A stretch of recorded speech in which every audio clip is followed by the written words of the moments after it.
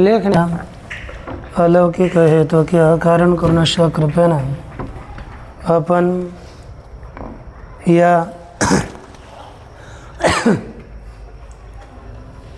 संस्कृत व्याकरणाचा विचार करत आहोत। संस्कृत व्याकरणाचा विचार करताना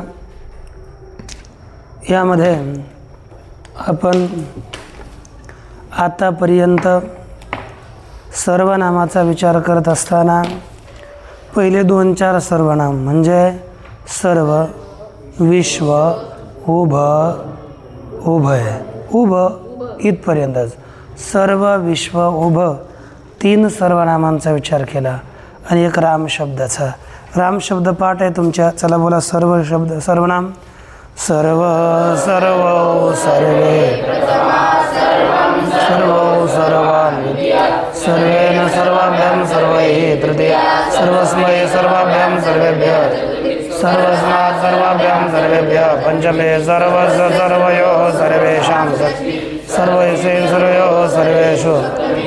चला विश्व बोला। विश्व विश्व विश्वे विश्वं विश्व विश्वान् विश्वेन विश्वाभ्यां विश्वैः तृतीया विश्वस्मै विश्वाभ्यां विश्वेभ्यः चतुर्थी विश्वस्मात् विश्वाभ्यां विश्वेभ्यः पंच विश्वस्य विश्वयोः विश्वासां षष्ठे विश्वयोः विश्वेषु। या प्रकारे आणि उभं काय होतं चालू बरं। उभौ उभौ उभाभ्यां उभाभ्यां उभाभ्यां उभयोः उभयोः। ठीक, 1 मिनिट बोला। आपण सर्व सर्व सर्व या सर्वनामाचा विचार केला, विश्व केला। त्यानंतर 3ऱ्या क्रमांकाचं कोणतं आहे? उभय। 3रं कोणतं? 3रं उभय। 4थं उभय, 3रं उभय आणि 4थं उभय। मग आता आपण कोणाचा विचार करणार? उभय या सर्वनामाचा। मग आता इथे लिहिलंय उभ शब्दस्य द्विवचनम नास्ति। काय वाक्य दिलं तुम्हाला? उभय शब्दस्य द्विवचनम नास्ति।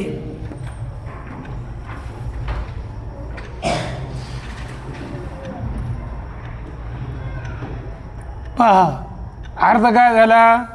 उभय शब्दाचे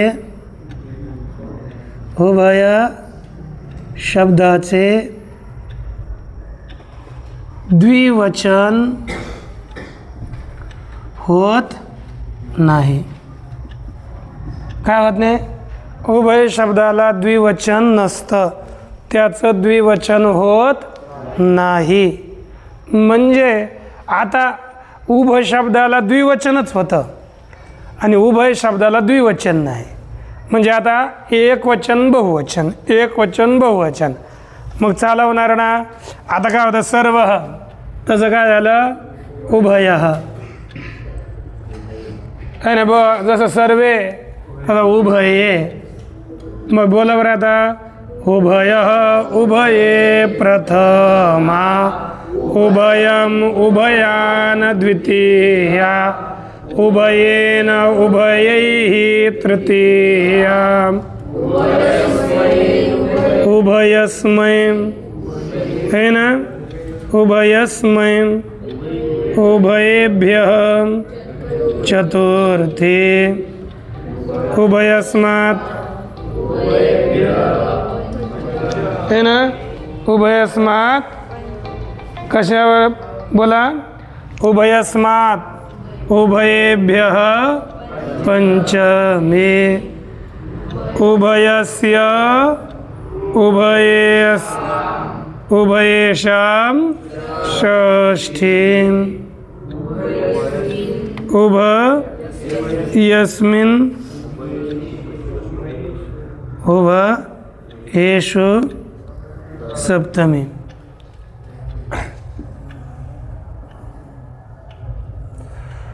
या प्रकारे आपण उभय शब्दाचा विचार केला आहे की नाही। याला द्विवचन नाही, एवढंच, एकवचन आणि बहुवचन लक्षात आलं। अच्छा, याचाही अर्थ उभयचाही अर्थ दोन आणि उभवचाही अर्थ दोनच आहे। जर समुदाय असतील, दोन समुदाय, तर उभयेषु लावायचं। दोन माणसं असतील तर उभय शब्दाचा आला घ्यायचा। यानंतर सर्व विश्व उभ, नंतर काय डतर डतम, काय आहे डतर डतम, तर लिहिलं डतर डतमौ प्रत्ययौ। कोण कोण डतर डतर डतमौ प्रत्ययौ। पहा, डतर आणि डतम हे प्रत्यय आहेत। कोण प्रत्यय आहेत? डतर आणि डतम प्रत्यय आहेत।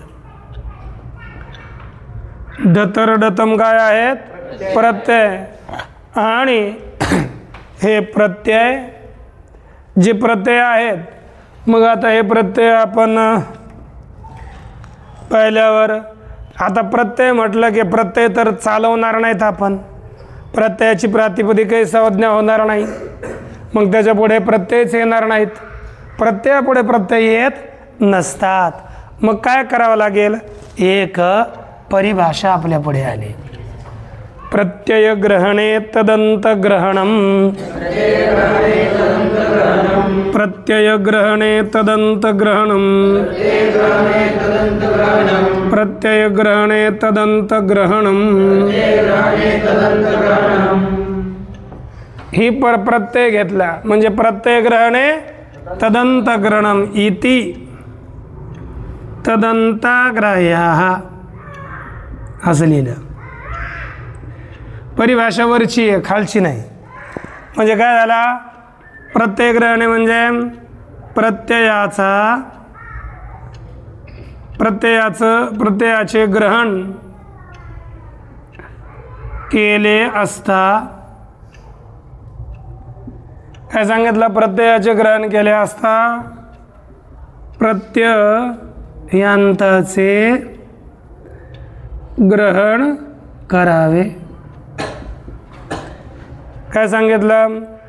प्रत्ययाचे ग्रहण केले असता प्रत्ययांताचं ग्रहण करावं। म्हणजे प्रत्यय दिला असेल तर प्रत्ययाचं नाही, प्रत्यय ज्याच्या शेवटी आहेत त्यांचं ग्रहण करावं। मग आता इति असे तदंत म्हणजे प्रत्ययांताचेच आहे ना, लिहिलेले ग्रहण करावे। खालील असे लिहिल्या, प्रत्ययाचे ग्रहण केले असं तदंताग्राह्य, तर मग कोणाचं ग्रहण केलं पाहिजे? प्रत्ययांताचं ग्रहण करावं। मग आता प्रत्यय आहे डतर, डतर ज्याच्या शेवटी लागला असेल ते घ्यावं। मग आता डतर कोणाच्या मागे होतं? तर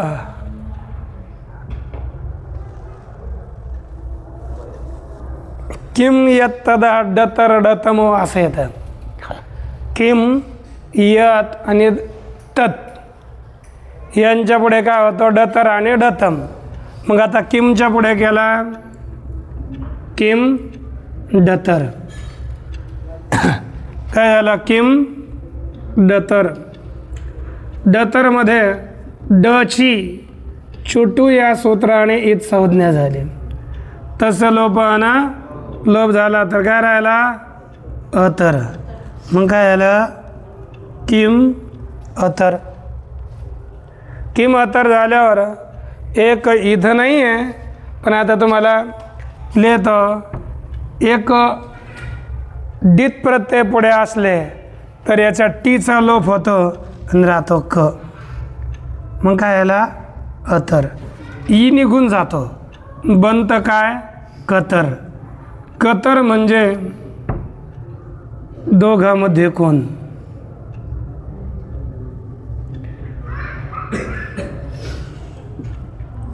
कतर म्हणजे दोघांमध्ये कोण. असंच केलं तर ततरमध्ये दोघांमध्ये तो आणि यतर म्हणजे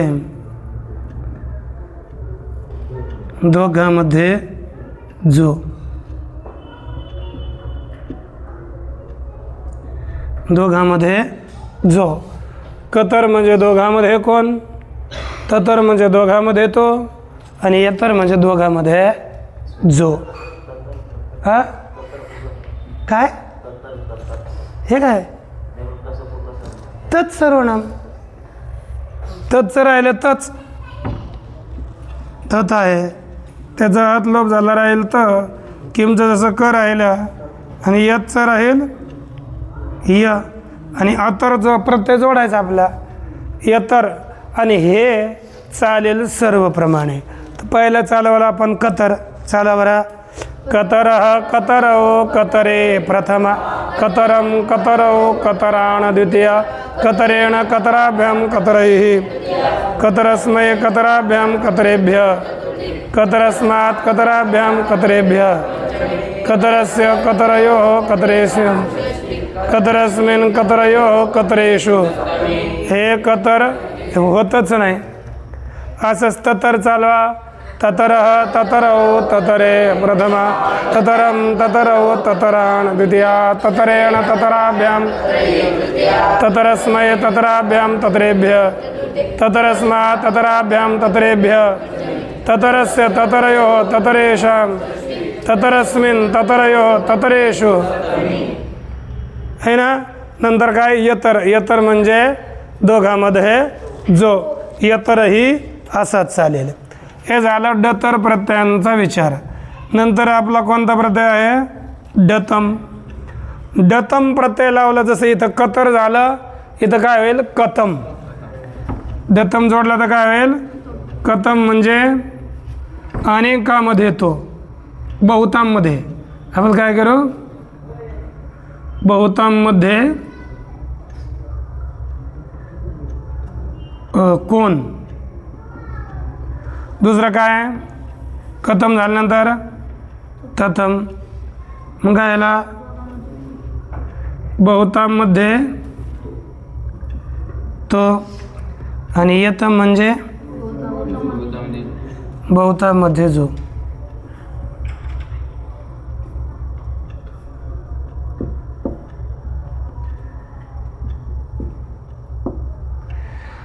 या प्रकारे आपल्याला आणि चालताना असंच चालणार सर्वप्रमाणे चालवा. कथम तरी कथमः कथमौ कथमे प्रथमा कथमं कथमौ कथमान कथमेन कथमाभ्यां कथमैः तृतीय कथमस्मै कथमाभ्यां कथमेभ्यः कथमस्मात् कथमाभ्यां कथमेभ्यः कथमस्य कथमयोः कथमेषां कथमस्मिन् कथमयोः कथमेषु.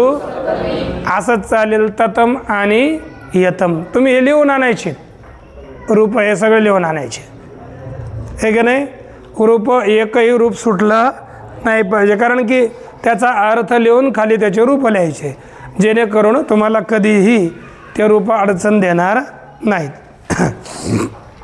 यानंतर आता डतर डतम अन्य. पुढचा काय शब्द आहे अन्य. पूर्ण शब्द सर्व प्रमाणेचा अन्य म्हणजे दुसरा. चला बरं.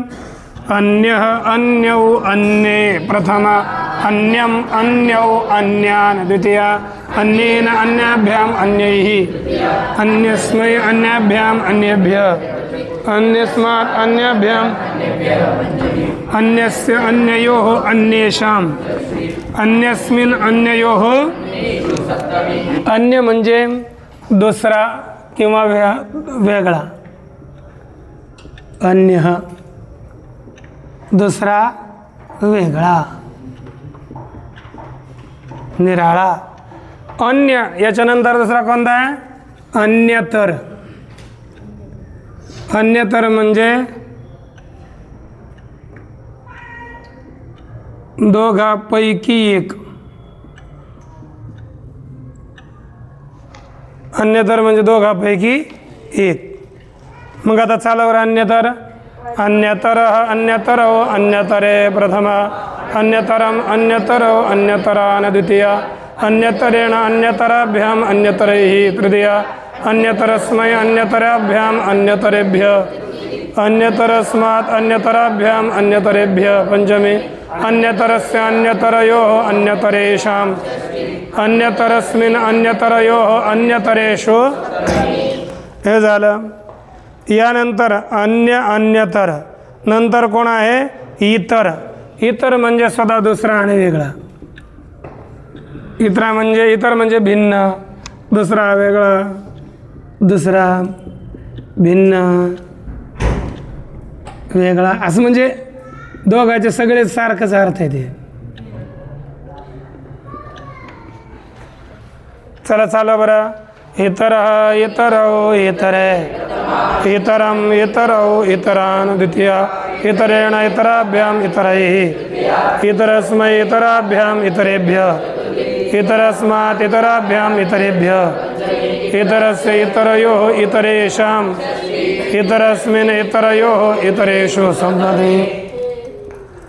आता इतर याच्यानंतर आहे त्वत आणि त्व दोन्ही आहेत पहा त्वत आणि त्व हेही कसे चालतील असेच त्वह त्व ठीक ना.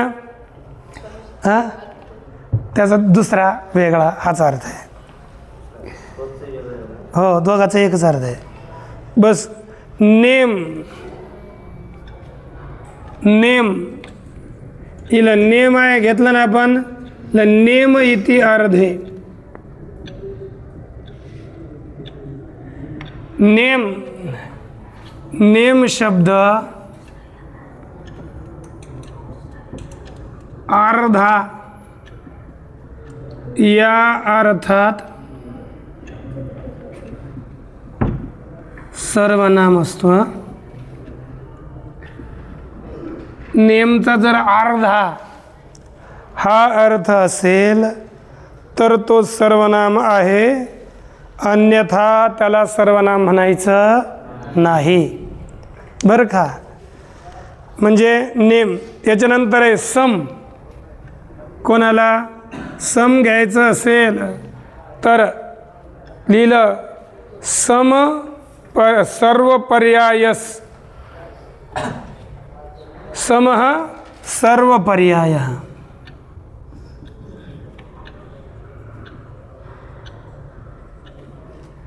समः सर्व पर्यायः म्हणजे सम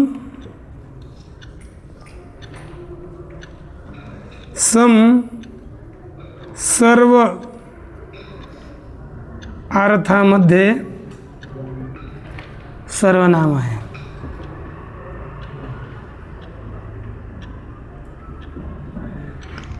है ना. सम कधी सर्वनाम आहे जर सगळे सर्व अर्थ असेल तरच सर्वनाम आहे. तुल्य पर्यायस्तु न. तुल्य पर्याय म्हणजे समान अर्थामध्ये सर्वनाम नाही. कोणत्या अर्थामध्ये सर्वनाम आहे सर्व सगळे हा अर्थ असेल तरच समला सर्वनाम म्हणायचं आणि समान अर्थ असेल तर सर्वनाम होत नाही. याचं उदाहरण तुम्ही मागे शिकला असाल. यथा संख्य मनुदेश समानाम इति ज्ञापकात. लालपेन. देश समानाम. समजर सगळ्याच ठिकाणी सर्वनाम असता तर मग समेशाम झालं असतं, समानाम झालं नसतं. काय झालं नसतं? समानाम झालं नसतं. काय झालं असतं? समेशाम झालं असतं.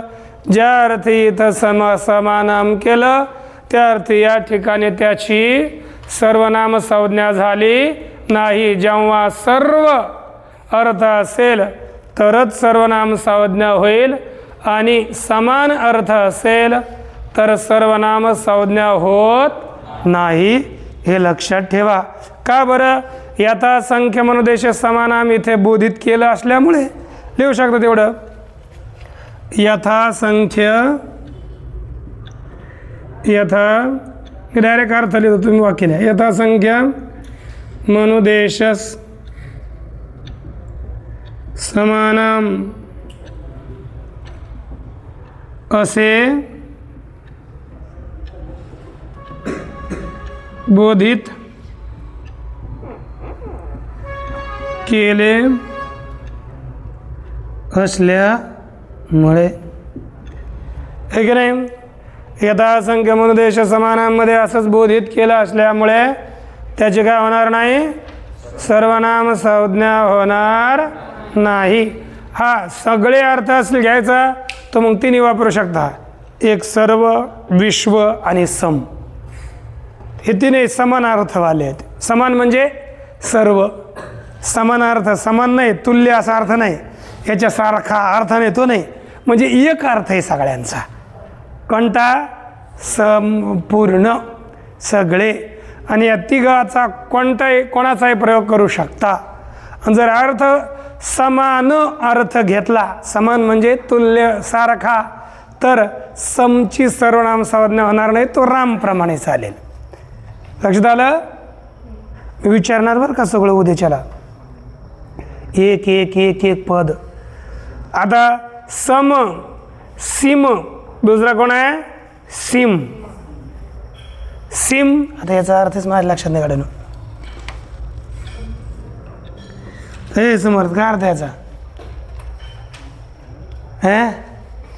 हे तुम्ही कसे काय विद्यार्थी आहेत? हे सांगा की.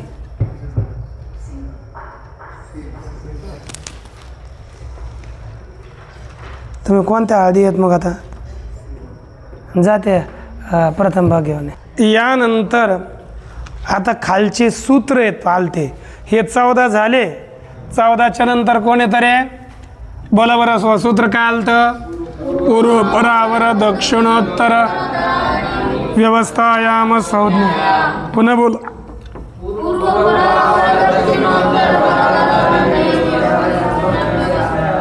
पूर्व परावर. बोला. पूर्व परावर, पूर्व परावर दक्षिणोत्तर, पूर्व परावर दक्षिणोत्तर पराधराणी, पूर्व परावर दक्षिणोत्तर पराधराणी व्यवस्थायाम संज्ञायाम, पूर्व परावर दक्षिणोत्तर पराधराणी व्यवस्थायाम संज्ञायाम, पूर्व परावर दक्षिणोत्तर पराधराणी व्यवस्थायाम संज्ञायाम, पूर्व परावर दक्षिणोत्तर पराधराणी व्यवस्थायाम संज्ञायाम.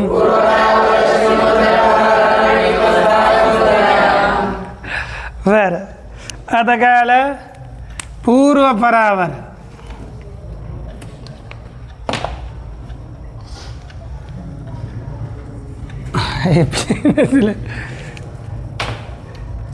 परावर दक्षिणोत्तर पराधराणी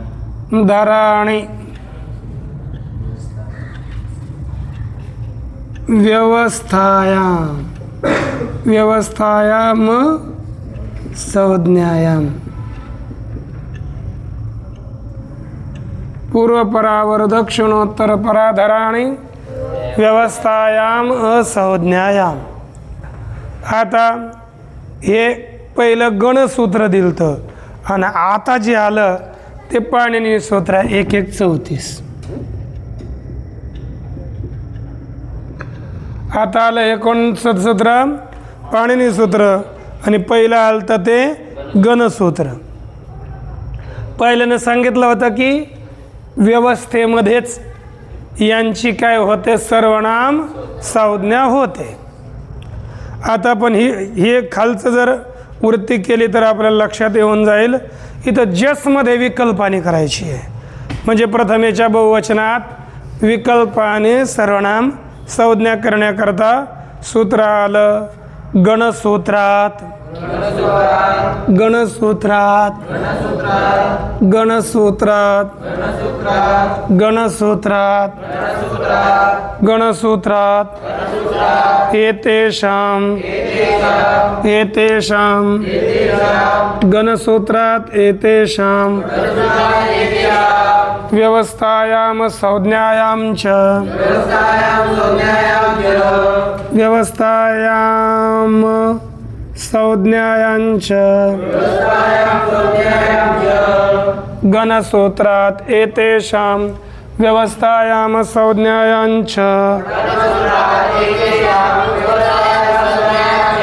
सर्वनाम संज्ञाया सर्वत्र प्राप्ता. सर्वनाम संज्ञाया सर्वत्र प्राप्ता. सर्वनाम संज्ञाया सर्वत्र प्राप्ता. सर्वनाम संज्ञाया सर्वत्र प्राप्ता. साजशिवा स्यात्. साजशिवा स्यात्.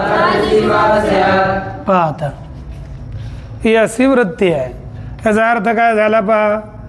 गणसूत्रात म्हणजे गणसूत्रावरून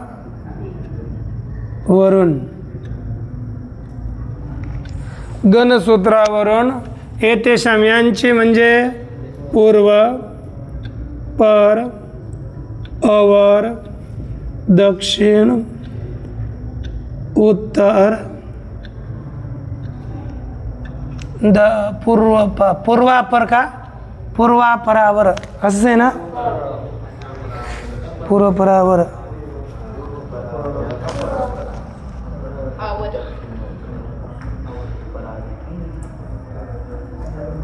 इत्यादी यांची व्यवस्थायां व्यवस्थित आणि संज्ञा भिन्ना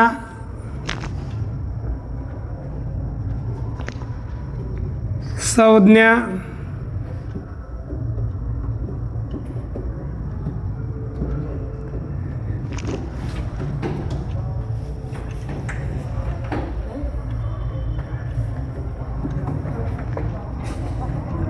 संज्ञा भिन्न स्थितीत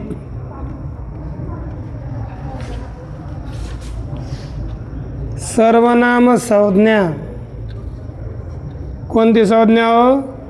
सर्वनाम संज्ञा या म्हणजे जी सर्व ठिकाणी प्राप्त झाली.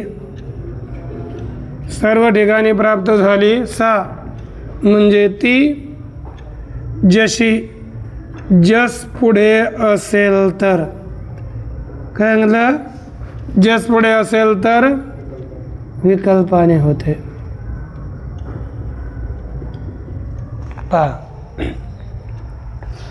म्हणजे गणसूत्र अर्थात वरती जे सूत्र दिलं ना पहिल्यांदा त्याला म्हटलं आपण गणसूत्र. त्या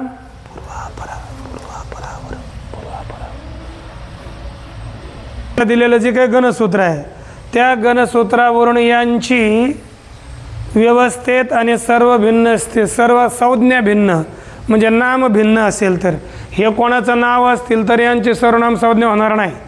नाम भिन्न स्थितीत सर्वनाम संज्ञा जी सर्व ठिकाणी प्राप्त झाली होती म्हणजे याला सर्वनामच म्हटलं होतं. जसं सर्व शब्द आहे तसं सगळ्या विभक्तीत त्याला काय म्हटलं होतं? सर्वनाम. परंतु आता जस पुढे असेल तर विकल्पानं होणार. म्हणजे सगळ्या संपूर्ण रीतीनं जे सर्वनाम झालतं त्याला जसमध्ये थोडं अडवलं आणि जस पुढे असेल तर विकल्पाने काय होईल, सर्वनाम संज्ञा होईल. मग जेव्हा सर्वनाम संज्ञा होईल तेव्हा काय झालं, आता पहिला शब्द आहे पूर्व, आहे की नाही. मग आता पूर्वधन जस सर्वनाम संज्ञा झाली तर शी होईल आणि रूप काय बनेल, सर्वे. ते पूर्वे काय बनेल, पूर्वे. आणि जेव्हा सर्वनाम संज्ञा होणार नाही रामप्रमाणे राहील, तसं रामाहा तसं काय होईल, पूर्वाहा. म्हणजे दोन रूप बनतील प्रथमेत, पूर्वे पूर्वाहा. तर झालं की नाही, पूर्व पूर्वौ पूर्वे पूर्वाहा प्रथमा. तसंच दुसरं गाला अपरः अपरौ अपरे अपराहा प्रथमा. अवरः अवरौ अवरे अवराहा, है ना. पायाला बोटाला हात नाही. ठीक आहे. दक्षिण दक्षिणः दक्षिणौ दक्षिणे दक्षिणाः. उत्तरः उत्तरौ उत्तरे उत्तराः. परः परौ परे पराः. अधरः अधरौ अधरे अधराः प्रथमा. हे असं होऊन जाईल. म्हणजे प्रथमेच्या बहुवचनाचे दोन रूप झाले. एवढंच तुम्हाला सांगायचे काही नाही. पण कधी इथं लिहिलं तर व्यवस्थेत, कधी होतं व्यवस्थेत. हे कोणाचं नाव नसावं. नाव असलं समजा तुझंच नाव, एका नाव ठेवलं सर्व, मग ते सर्व सर्व सर्वे सर्वाने होणार, सर्वा हा होईल. सर्व सर्व सर्व हा प्रथमा. सर्वम सर्व सर्वान द्वितीय. रामसारखं चालेल. जर कोणाचं नाव ठेवलं असेल तर आणि सर्वनाम असेल तर मग त्याची सर्वनाम संज्ञा होईल. लक्षात आलं ना. बरं, तसंच पूर्व ही लक्षात ठेवा. आणि आता मग इथं दिलं व्यवस्था काय आहे. व्यवस्थेत याची सर्वनाम संज्ञा होईल. व्यवस्थेत सर्वनाम संज्ञा होईल. व्यवस्था म्हणजे काय, आपलं काय, तू हे कर रे, तू ते कर रे, तू ते कर रे. कोठारीला विचारायचं व्यवस्था काय असते, तेच झोपा काढायचे, आहे की नाही. तसं नाही ना. ते काय नाही. व्यवस्था काय आहे, ती व्यवस्था पारिभाषिक आहे. ही असली व्यवस्था नाही खाण्यापिण्याची. ही व्यवस्था आहे पारिभाषिक. आता ही व्यवस्था लक्षात ठेव, नाहीतर तीच राहायची. व्यवस्था काय आहे तसं परीक्षेला सांगितलं ना. व्यवस्था शब्दाचा अर्थ लिहा, लगेच तांदूळ गहू आटा इतका इतका देण. ही व्यवस्था आहे असं नाही बरं का. पुढे स्वाभिधेयापेक्षावधी नियमो व्यवस्था. स्वाभिधेय पेक्षावधी स्वाभिधेयापेक्षावधी नियमो व्यवस्था. बोला बरं. स्वाभिधेया मागे मागे बोला, लगेच कंठस्थ करायचं. स्वाभिधेया स्वाभिधेया पेक्षावधी नियमो व्यवस्था. स्वाभिधेयापेक्षावधी नियमो व्यवस्था. स्वाभिधेयापेक्षावधी नियमो व्यवस्था. स्वाभिधेयापेक्षावधी नियमो व्यवस्था. आता एक आपल्याला याचा अर्थ कळावा लागेल. इथे पहिला आहे अपेक्षा. अपेक्षा म्हणजे इच्छित. आता काय करा, याचा विग्रह केला अभिधेयेन.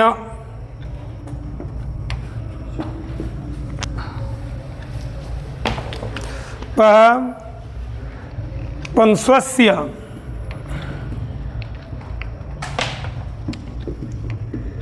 स्वस्य अभिधेयेन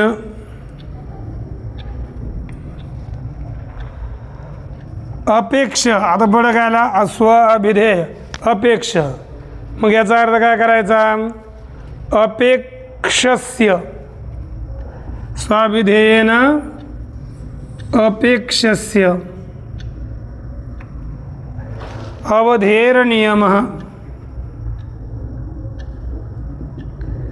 अवधेः नियमः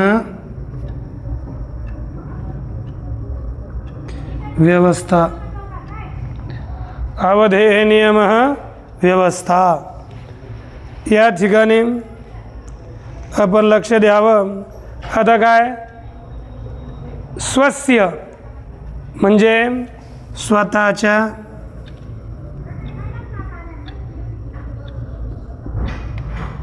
अभिधेय स्वस्य अभिधेयेन म्हणजे स्वतःच्या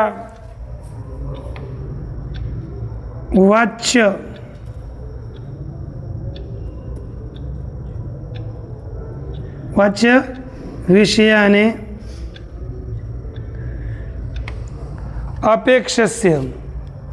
अपेक्षस्य म्हणजे अपेक्षा केल्या जाणाऱ्या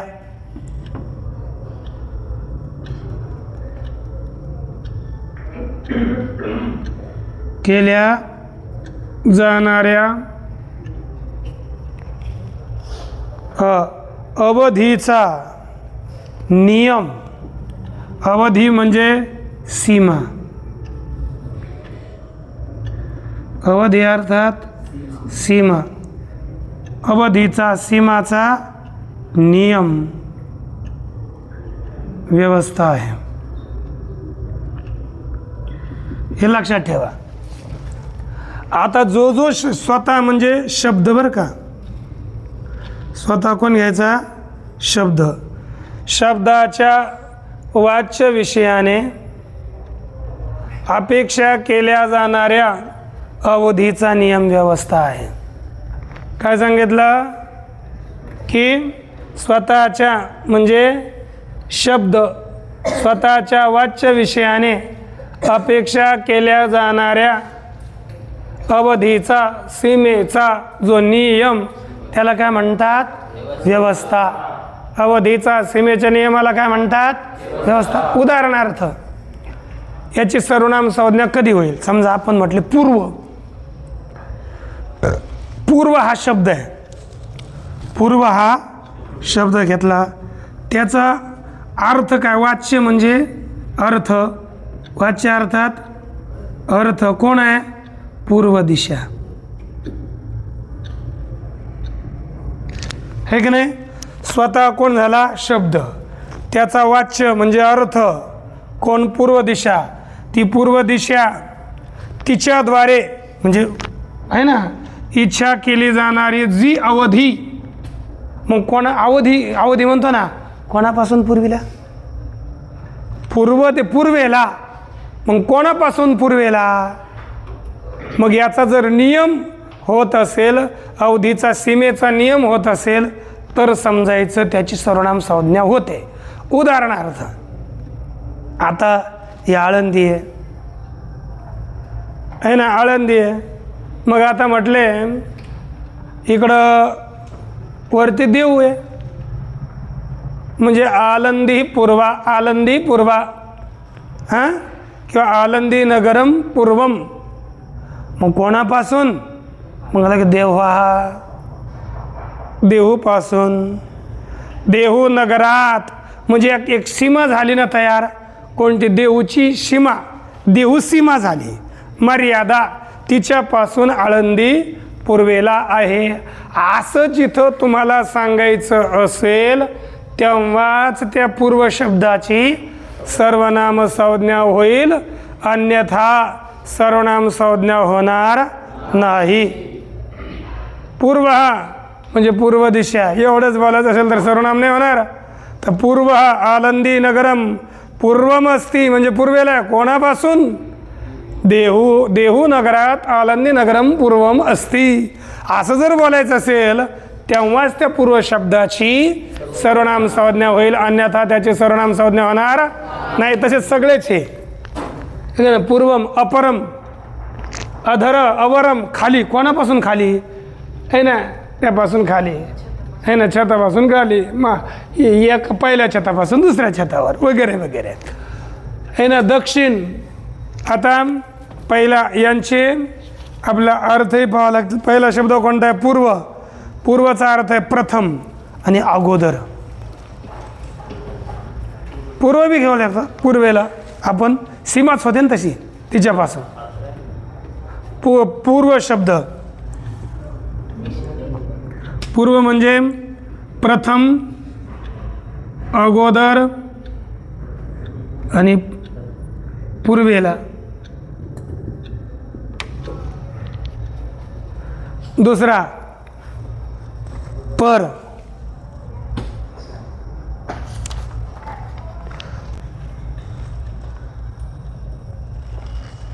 न्यून, कमी इत्यादी भरपूर अर्थ आहे त्याचे. कमी असं. दक्षिण म्हणजे उजवा किंवा दक्षिण दिशेला इत्यादी. हो. नंतर उत्तर म्हणजे पुढचा, उत्तरेला. अपर म्हणजे दुसरा, अधर म्हणजे खाली. उत्तर म्हणजे पुढे किंवा उत्तरेला.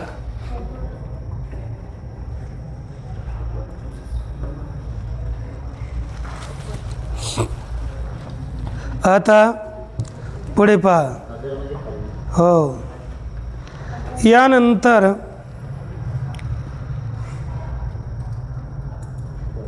आपलं हे झालं. यापुढे कोणता शब्द आला? स्वम. इथं उदाहरण दिलं. पूर्वे, पूर्वा झालं. स्वाभिदेवा देयापेक्षावधी नियमो व्यवस्था. व्यवस्थायाम किम.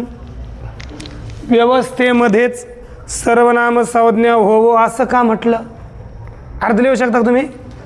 व्यवस्थायाम किम, व्यवस्थेमध्येच.